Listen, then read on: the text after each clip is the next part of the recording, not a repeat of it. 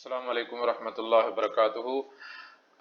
अॼु असां हिकु नए सबक़ सां गॾु तव्हांजी ख़िदमत में हाज़िर आहियूं। मूंखे उमेद आहे ऐं मूंखे ख़ुशी आहे त कुझु दोस्तनि मूंखे ख़ुदि रिप्लाए कयो आहे ऐं सबक़ जेको असां मथे लेसन पढ़ियो हुअसीं उन मां उहे ॾाढो मुतमइन थिया आहिनि।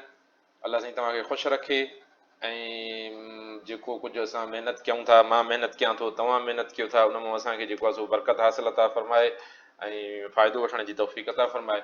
लेसन असां पढ़ियो हुयोसीं ॿिनि हुन में वीडियोज़ जे अंदरि, मां हुनखे अपलोड कयो आहे 1 ऐं 2 जे अंदरि।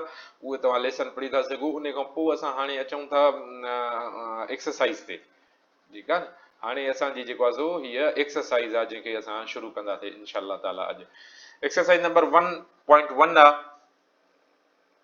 अच्छा, हिन जे अंदरि एक्सरसाइज नंबर जेका पहिरीं आहे उन में इहा थो ॻाल्हि करे त read the text and choose one suitable title for the context for the text from the ones given below, circle the most suitable title.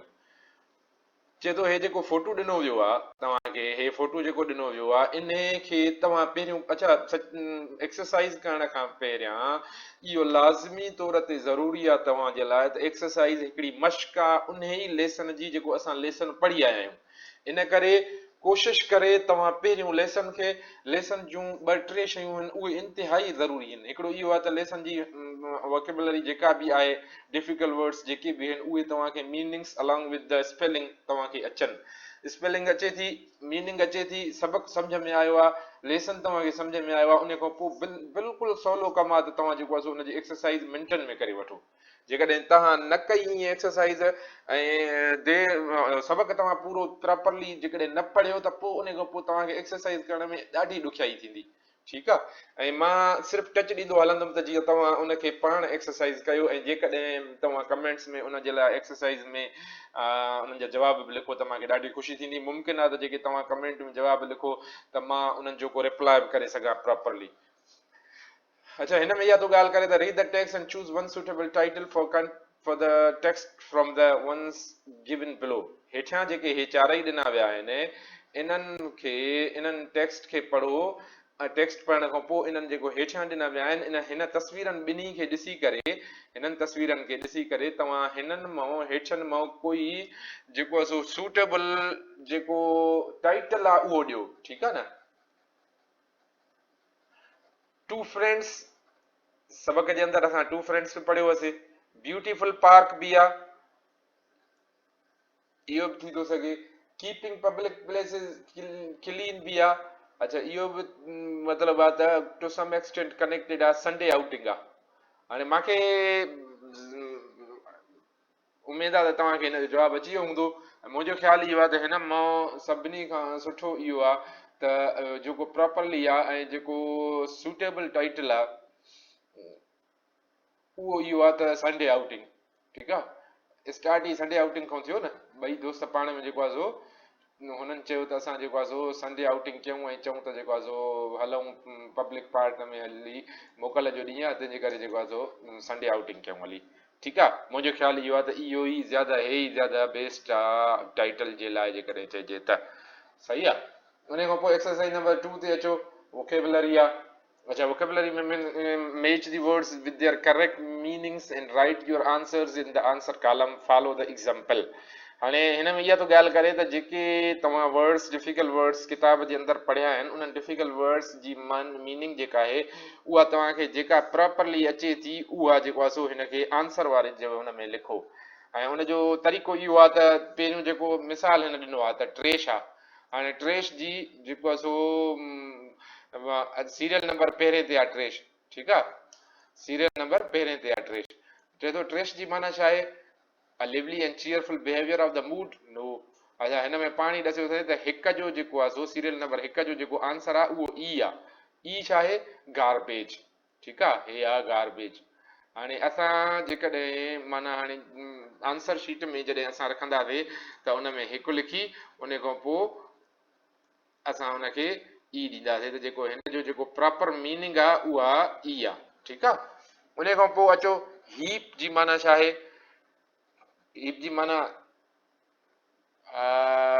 Lively and cheerful behaviour और मूड आहे। मुंहिंजो ख़्यालु न आहे। टॉकिंग आहे मुंहिंजो ख़्याल आहे न आहे, अंडरस्टैंड आहे नो समथिंग आहे मुंहिंजो ख़्याल आहे न आहे, पाइल आहे मुंहिंजो ख़्याल possible हुजे इहो, a piece of paper or plastic that covers something like a sweet or a packet of biscuit इहो आहे मुंहिंजो ख़्याल आहे न आहे। हाणे अच्छा एक्सरसाइज़ में तव्हां जीअं मां कयो त पहिरियों तव्हां जॾहिं एक्सरसाइज़ कयो त उन में तव्हां कोशिश करे पहिरियों उहे शयूं कटींदा वेंदा कयो त हा हीअ हिन सां मैच नथी करे, हीअ हिन सां मैच नथी करे, जेका वञी आख़िर में मैच कंदी। हाणे आख़िर में वञी जेको आहे सो मैच करे थी उहा हीप जो जेको आहे सो उहो हे पाइल, ठीकु आहे न। हाणे हिते असां हिन में लिखंदासीं ॿ ऐं ॿिनि खां पोइ जेको आहे सो उनजो जेको आहे उहो आहे डी, ठीकु आहे, हे थी वियो डी, सही आहे। अच्छा डी थी वियो, उन खां पोइ आहे हाई स्पिरिट्स, इन जो छा मतिलबु आहे, lively and cheerful behaviour of mood, मुंहिंजो ख़्याल आहे बिल्कुलु इहो ई आहे। हाई स्पिरिट खे असां जेकॾहिं आणियूं त टे ऐं टे नंबर में जेको आहे सो ए ईंदो, ठीकु आहे, ए सही आहे। मां माज़रत थो कयां, मां वटि कोई अहिड़ो सॉफ्टवेयर न आहे जंहिंखे मां कंहिं अहिड़े नमूने तव्हांजे साम्हूं करे सघां जो सवले नमूने मां सिर्फ़ु इहा पेन खई आहे, हाईलाइट रखी आहे जंहिंसां कंदो थो वञा। अच्छा चेटिंग जी माना छा आहे, चेटिंग जी माना हीअ आहे त मां सिर्फ़ु हिनखे उहो थो ॾियां, निशान थो ॾियां, चेटिंग माना टॉकिंग आहे। रेपर माना, रेपर जी माना आहे अ पीस ऑफ पेपर, बिल्कुलु ईअं ई आहे, ठीकु आहे, अ पीस ऑफ पेपर रेपर आहे। रियलाइज़ माना सी,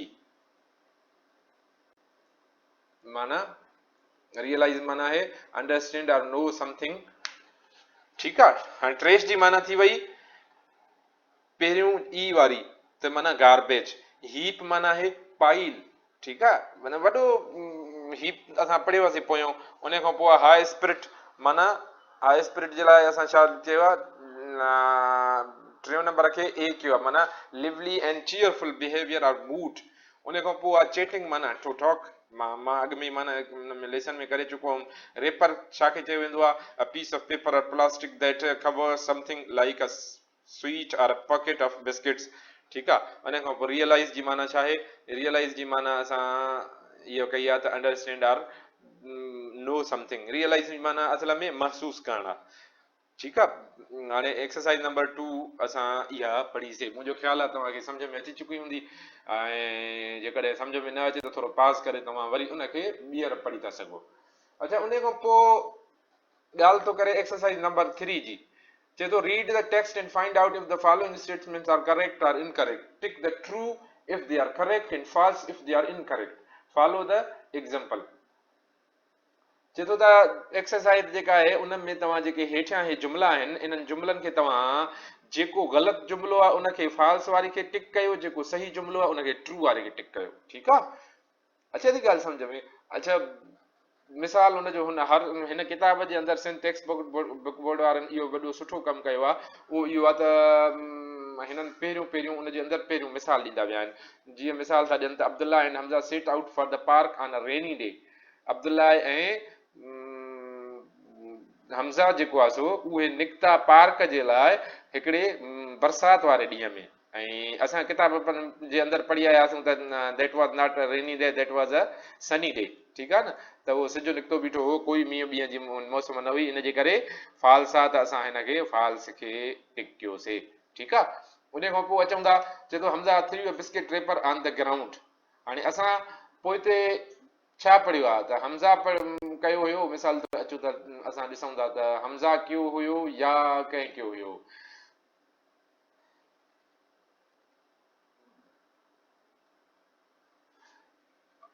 अच्छा हिते जेको लॻे थो त you should not throw your ice cream wrapper on the ground Hamza, त माना हमज़ा ही रेपर उछलियो हुयो, ठीकु आहे। हाणे अचूं उहो साॻियो ई असां हुन ते त इहा ॻाल्हि ठीकु आहे त सही ॻाल्हि आहे त हमज़ा रेपर उछलियो हुयो जंहिंजे अब्दुल्ला हिनखे कयो, इन जे करे हीअ राइट आहे, ट्रू आहे, ठीकु आहे। They want to public park called the city park, they went to a public park called city park. अच्छा पब्लिक पार्क खे सिटी पार्क बि चयो वेंदो आहे, बिल्कुलु इहा ठीकु ॻाल्हि आहे। ऐं सिटी पार्क चयो थो वञे हिनखे, हिनजे करे इहो बि ट्रू आहे. It was allowed to write on the walls and benches of the park. जी माना तव्हांखे ख़बर आहे त इन में इजाज़त ॾिनी वई आहे त तव्हां लिखो हुन ते भितियुनि ते ऐं बेंचुनि ते पार्क जे ते. राइट रॉन्ग आहे शायदि इन करे जो रूल्स में इहा शइ शामिल आहे त तव्हां जेको आहे सो न लिखो, ठीकु आहे न, तव्हां न लिखो, इन जे करे इहो फॉल्स थींदो. उन खां पोइ आहे हे माफ़ कजो मूंखे हे रॉन्ग थींदो. No one must cut or harm the plants and trees. कंहिंखे बि जेको आहे सो वण ऐं उहो न कटणु खपनि. Right, very good. The park times were from 7:30 to 8 PM. मथे ॾिसी अचिजो त हिननि में कहिड़ो सही आहे छो जो मूंखे यादि न आहे. तव्हांखे असल में जॾहिं बि एक्सरसाइज़ करणी पवंदी न त तव्हांखे एक्सरसाइज़ में वरी हर तव्हांखे लेसन ते वापसि वञिणो पवंदो ऐं लेसन ते जॾहिं वापसि वेंदो त तव्हांखे ॻाल्हि सम्झ में ईंदी ऐं तव्हांखे जवाब उतां ई मिलंदा. The science they would put up would say keep Pakistan clean. अच्छा, जेके साइंस आहिनि उन्हनि जे मथां लिखियलु हुजणु खपे त पाकिस्तान खे साफ़ रखो. पाकिस्तान खे साफ़ रखो, बिल्कुलु ठीकु ॻाल्हि आहे इहा. ऐं पाकिस्तान खे बि साफ़ रखो, तॾहिं पाकिस्तान खे साफ़ रखंदो, पार्कनि खे साफ़ रखंदो त तव्हां पाकिस्तान खे साफ़ रखंदो. इहा एक्सरसाइज़ हुई. एक्सरसाइज़ नंबर 4 आहे. अच्छा, चए थो हिन जे अंदरि त read the text and find out which sentence comes first in the text, which comes second and so on. Write the sentence number in the blank and in the sentence the first one has been done for you as an example. अच्छा, चए थो त हेठां जेको आहे सो text खे पढ़ियो ऐं इहो ॾिसो त कहिड़ो सेंटेंस आहे जेको उहो टेक्स्ट में पहिरियों आयो आहे ऐं पोइ ॿियो सेंटेंस ॿियो उन खां बाद आयो आहे. सही आहे. मिसाल तौरु ॿुधाए थो असांखे त if we allow throw single pieces of trash it will soon create a rubbish heap in the park. हाणे हे आहे सेंटेंस. उन खां पोइ कहिड़ो आयो आहे हेठियों उन्हनि खां पोइ त they stop outside the park buy some ice cream. मतिलबु इहो आहे त हे पहिरियों नंबर हिन ॻाल्हाइण खां पहिरियों उन्हनि छा कयो हो त उन्हनि स्टॉप कयो हुयो आइसक्रीम जे दुकान पार्क जे ॿाहिरां त आइसक्रीम ख़रीद कनि. ठीकु आहे. इन करे हिते जेको आहे सो ही पहिरियों नंबर ईंदो. ठीकु आहे. माना हिन सीअ में पहिरियों नंबर ईंदो. सही आहे. अच्छा, उन खां पोइ आहे throwing a single paper will not make any difference. हाणे हिन में हेठि अचूं त कहिड़ो थो अचे. मुंहिंजो ख़्याल आहे टाइम ओवर थी वियो आहे. मां चवंदो आहियां त 10 मिंट फ़क़ति जेको आहे सो उनजे अंदरि तव्हांखे कुझु सम्झ में बि अचे ऐं उन खां पोइ वधीक वरी इनशाला हिन एक्सरसाइज़ नंबर 3 ते एक्सरसाइज़ नंबर 4 खे तव्हां पढ़ी छॾिजो. मुंहिंजो ख़्याल आहे उन खां पोइ सुभाणे वरी एक्सरसाइज़ नंबर इहा नेक्स्ट वीडियो जेका मां अपलोड कंदुमि उन में एक्सरसाइज़ नंबर 4 खां पढ़ंदासीं.